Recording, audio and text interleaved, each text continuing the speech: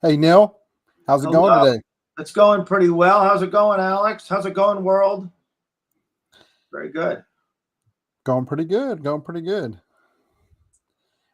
So We this have is a very unique show. You want to kick us off, Neil? sure. This is Texas Grassroots Alliance live stream, and this is a series of shows that we've been doing for 6 weeks now with different hosts, different guests, different themes, different durations, different formats, and we're reach a seeking to create an autonomous network of political and pro-democracy programming, broadcasting access. We're on multiple forums, multiple platforms. If you're watching us, please add to the chat. Please watch the program, share it after it's done. And this is all connected to the Texas Grassroots Alliance, which is a network of progressive activists and leaders across the state in towns, big and small, demographically divergent, across the full width and breadth of the state of Texas. And I have the Houston Democracy Project, which you can go to HoustonDemocracyProject.com, and also the John Cornyn Houston Office Protest, where I'm a co-organizer. And Alex, what are a couple of your efforts? So I'm here representing the Gap Network. We're focusing on trying to help get investments to grassroots organizers throughout Texas.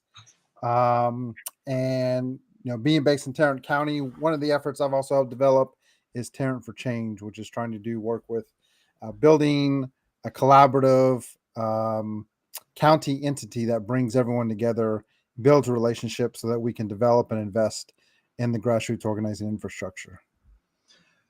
Great. And so what we want to talk about today in less than 20 minutes is something that's been spurred in my mind, and Alex and I had a rigorous discussion about it in advance, spurred in my mind by the Houston firefighters contract, Local 341. It's an AFL CIO affiliated union, and it's been a tortuous fight, which many people itself have strong emotions about the fight between the union and former Mayor Sylvester Turner, who just left office, and it's gone into court, and it's gotten at claims about their collective bargaining rights, and it's been a very important labor struggle, and the union has felt aggrieved, and Mayor Turner felt aggrieved. It was very personal. It had a Moby Dick, Captain Ahab dimension to it, of them just chasing each other across the space and time, and endlessly. And I always felt that the public deserved better from both sides, in terms of just the public rancor between such an important force that merits respect of first responders, and then the need also for uniformed safety officers to respect civilian authority. And so I wish they had been able to reach, but they lost control, both sides of it. So Mayor Whitmire has come, pledged. Go ahead.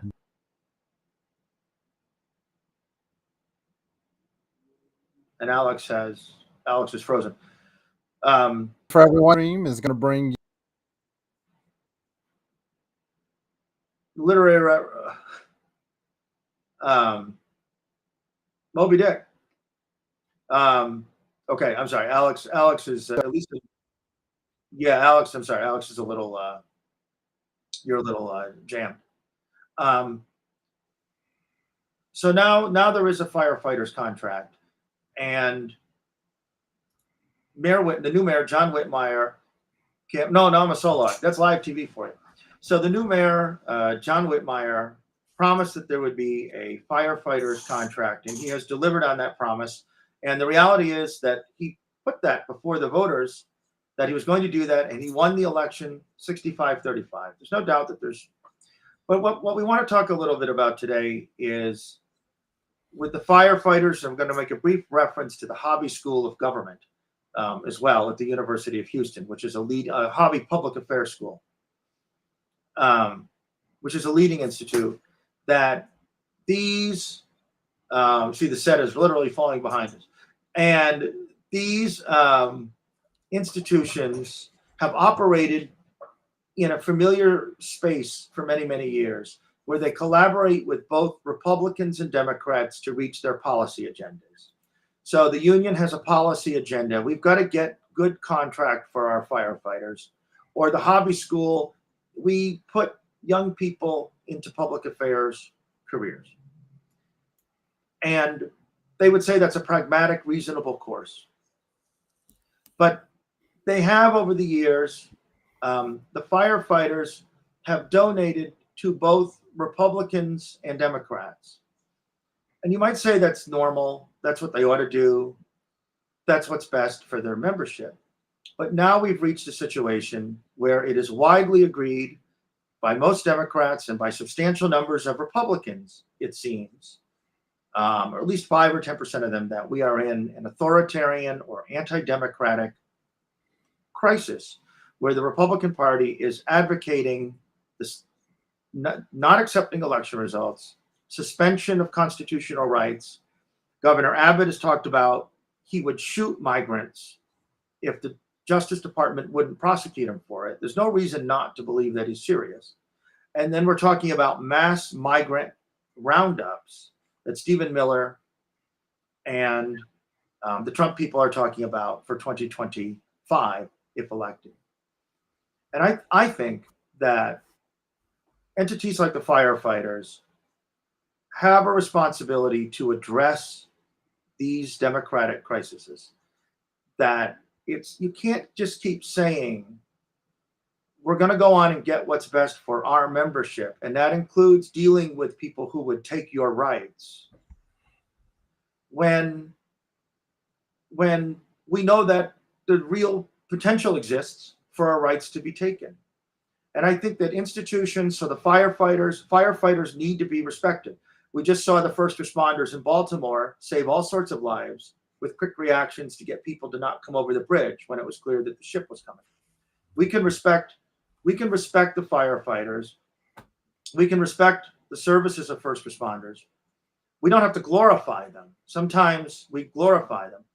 And sometimes what the public employee unions do is that they use that glorification to get political power for their unions.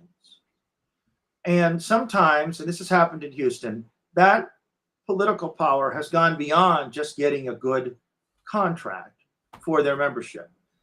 Our public safety unions, for example, in 2022, were involved in efforts to get rid of a number of our Democratic judges, saying that they were soft on crime. And we know in the context of our current politics that those type arguments take us all sorts of different places, take us into racial arguments, take us into election denial. But sometimes when you criticize the public employee unions, they'll say, wait a minute, you're politicizing our work. We're first responders. We shouldn't have our stuff politicized. We're above that. But then they act as political actors. And sometimes with the firefighters, because the National Firefighters Union endorsed Biden in 2020. I've read an article, it's about a month old now, so I don't know where they're at, that they're deciding between Biden and Trump. There's an AFL, and many of them are AFL-CIO, where police unions are not. But I would say that some people will make a distinction between police and fire unions. I think that distinction is dwindling as we face an authoritarian situation. And both type unions use their political might to donate to people who would take our freedom. How am I doing with this argument, Alex? You got a question? Am I coherent? Yeah. Am I making a point? Yeah, no. I think a big part of what you're talking about, Neil, is there's this perspective of how to navigate politics and how to navigate political power that feels kind of ancient in the day that we're in right now, which is,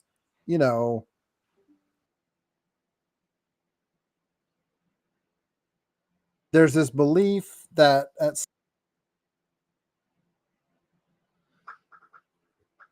and Alex is freezing up a little bit again. Exactly when, but there's this belief. That's live TV for you. Oh, that's okay. That's okay. The Texas Grassroots Alliance satellite, the Orbit Sense Stable, our extensive network of communication. Um, Okay, I'm going to make my video smaller to see if that helps. okay, very good, very good. Oh, I've been elevated. I know in activist spaces I'm being centered here. Um, uh, but I think the big thing is there's this belief, this myth that we have for ourselves that, both political parties are trying to solve problems for the American people. They just have different ways of trying to solve it. And so a lot of institutions or organizations like, let's say, a firefighters union believes that giving money to both sides helps them still be a part of the conversation, right, and they can work with anyone because essentially the problem is trying to be solved. It's just, what kind of, how the approach to the problem is going to be solved is different. And I think that's fundamentally flawed. We all know there is not two parties that are trying to serve the American people. And for a lot of people, if you talk to them, they'll say neither party is trying to serve the needs of the American people. Um, but we definitely see this far right fascist movement that is trying to undermine democracy, and in Texas specifically, is trying to undermine the United States of America by pushing things like secession and things like that. correct. And so, as much as we can support and value the contributions of various um, positions in our communities, like, let's say, firefighters, um, it's also just as important to hold them accountable when we see them sending money to people that are trying to undermine our very government, our very country, and our very freedoms, just so they can say that they're trying to have a seat at the table to talk about their constituency of firefighters. Right. That is too low a bar, and that low bar is not going to be acceptable. And somehow we've constructed models of public safety that don't include democracy. You are not safe if you are not represented. This kind of safety that the firefighters bring is essential. You want the paramedic to come after your accident, after your heart attack. The firefighter is willing to do something that most of us would not: enter the burning building. That's clearly safety. But representation must also be safety. And American history is, in many respects, certainly defined by the absence of physical safety because people didn't have representation. Houston itself was a Jim Crow city up until 60 years ago, in the lifetime of many people living. And I'm not saying the firefighters are trying to bring us back to that, but the firefighters, then the police unions, need to be held accountable. And when we've talked about, can we just for a minute put up the donation Sure, list? let's do it. And then I want to just briefly talk about the Hobby School of Government, and then we'll move on. So these are some donations from the firefighters, and you see that it's a bipartisan list of people. Senator Alvarado, State Representative Johnson, Jarvis Johnson, Cortez, Democratic Cortez, Mondo Valley. But then also we see Dawn Buckingham, who is our land commissioner, who is always, always, always going on about some sort of crazy right-wing stuff. Briscoe Kane, Lacey Hull. And we can normalize Lacey Hull in a normal situation would just be a normal conservative Republican who we wouldn't prefer.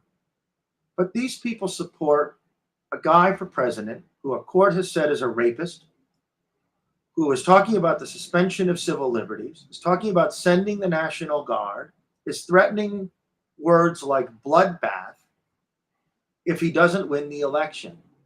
And there's a list of Democrats and Republicans as you go down that list.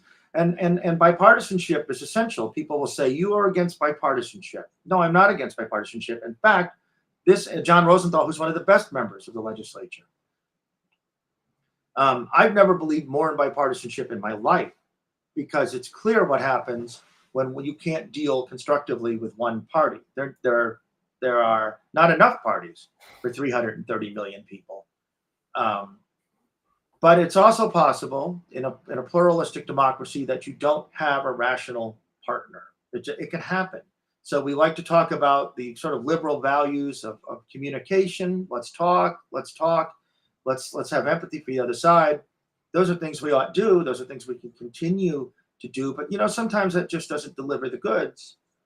And at some point, an entity like a police or fire union committed to public safety, and they are committed to public safety. They, whatever else, they do believe correctly that they do things that save and help people.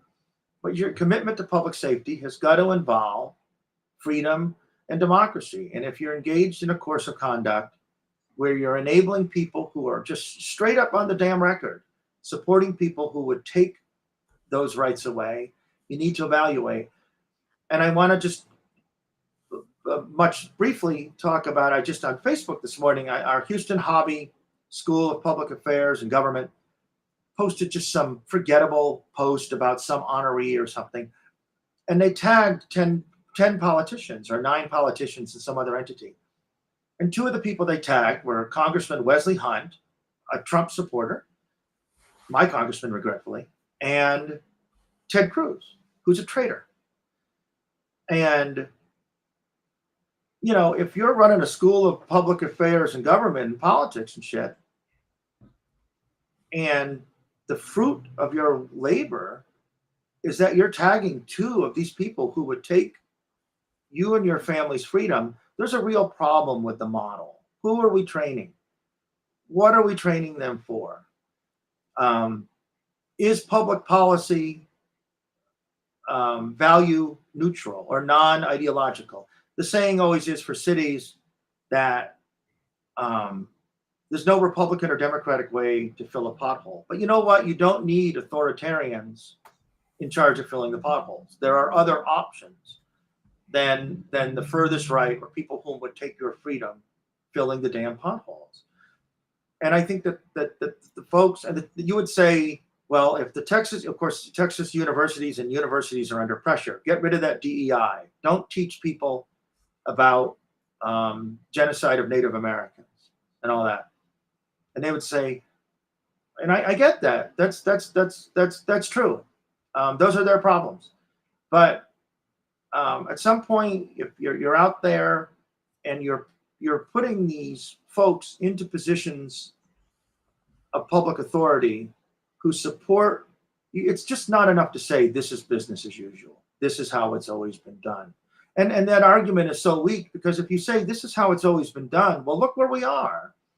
We're 9 or 10 months short of living in an authoritarian, Viktor Orban type society, or should Biden win, the clear prospect of violence or resistance in the U.S. Capitol from members of Congress certifying the election results. Yeah. And that just leaves alone the open federal defiance at Eagle Pass, back to this segregation, Jim Crow type open defiance, George Wallace federal defiance of the law, of the federal government. So to sum it up, what I would ask our institutions who do so much good work in many respects need to evaluate their processes and the outcomes it's producing. Yeah, and I think that's what's so essential, Neil, to your Houston Democracy Project is you're navigating these conversations and these situations and these issues from a perspective of how is it impacting our democracy, right? Yeah. And when we overly glorify a particular position in our society, right, and we aren't able to criticize them, then we miss these kind of perspectives. We miss where a firefighter's pack, the union is moving into a political. The employees of the firefighters who are employees have a union. The union's moving into political spaces. They're making contributions to candidates or incumbents, and it's really, really important for people to see what the origin of that role is versus the impact of them coming together collectively in the political space can really be tarnished, because the very thing that they're trying to save and protect community members and the role that they're facilitating in the day-to-day is making the lives of the people they're serving very much unsafe because of the Mhm. money that they're giving to people and the legislation and the policy that those people will want to pass. And so it becomes a real contradiction to Right. Yeah. what they're trying to do in their individual roles versus what they're doing collectively in a political role in space. And this is one of the issues I think you touched on. Us not having enough parties is a part of the issue, but fundamentally, it's a part of us having the lack of recognition and the lack of accountability when political parties and people within those political parties start to undermine what the political party is trying to accomplish, or tries to um, radicalize it in a way that is completely un-American and undemocratic, right? And it's and these two examples we used are two sides of the same coin. Because someone might say you're anti-police, you're anti-first responder, you're a snob. Um, the veneration, don't glorify first responders, respect them, and then also don't venerate bloodless public policy. So we one of the things we've talked about frequently on our shows are class and caste systems on our side of the aisle or within activism. I always say, Harry Truman didn't have a college degree. If Harry Truman could be president of the United States without a college degree, we can manage.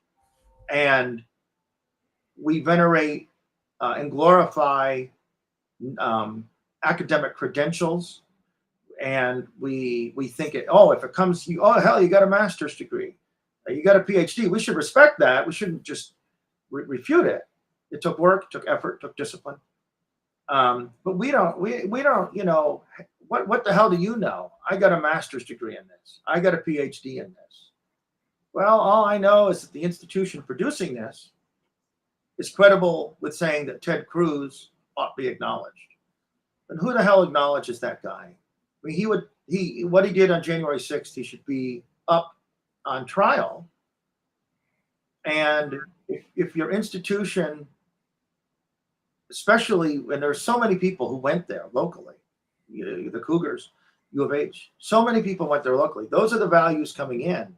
And so we got to question those values, because if those values and those workings and those teachings are so great, how the hell did we get here? And and this doesn't even address the authoritarian nature of just Texas state government. We focus primarily, though not exclusively, on on Trump and federal threats. So I would just ask folks, respect who you're going to respect, and it doesn't connotate an absence of respect to question it. But what we're doing doesn't work, and I think we need to be willing to do that, and we need to be willing to ask the Republicans and the Democrats in these systems to really look in a mirror and reflect on where these outcomes are taking us and where business as usual is taking us, because it's taken us to a real shitty place. Yeah. Well, huge thanks, Neil, for highlighting this important topic as people are navigating how political influence and power is utilized, and ultimately why we need the masses. We need the people to always have the highest leverage of power, and working together so that we are seeing our shared values seen, where a lot of the majority of Americans agree, a lot of majority of Texans agree on very similar things, um, and we can work within that space. And we need our institutional partners and our key positions in our society to understand that they have an obligation and responsibility as well. And when they're failed to live up to that, when they don't recognize how they're contributing to the problem, then we have a huge problem that we got to resolve, and we're gonna have to hold them accountable. And I think people get very, very uncomfortable. We like to create systems of accountability, but we don't like to enforce accountability. No, we And sure don't. No one's accountable, and it's not just the Ken Paxtons of the world who get away with it all. It's the absence of accountability to professional classes and all sorts of people with influence who we think we don't hold accountable. Right, we're right. Yeah. And who's been held accountable? Look how difficult it's been to hold the people accountable for this whole drift, this whole concentrated move towards authoritarianism. They continue to prosper. And that's why the autonomy of grassroots organizers is so essential, because we are doing everything we can to have a mechanism of accountability, to connect with community, to connect with where the power is and with the people. And this is going to be our reminder why we want your support to be able to help donate to the Texas Grassroots Alliance so that we can continue to have this autonomy, so that grassroots organizers have individual autonomy, but also have the incentive to work collaboratively, to build relationships, to create communications of, to create pathways of communications and collaboration so that we can move forward in what we need to achieve in Texas. And so your help will definitely make that possible. Every contribution helps with collaborations within the Texas Grassroots Alliance. Well, Neil, thanks again for this topic, for this subject matter, and I look forward to the next conversation we're going to have, and look forward to everyone else joining us on that. Great. Thanks everyone for watching. Thank you.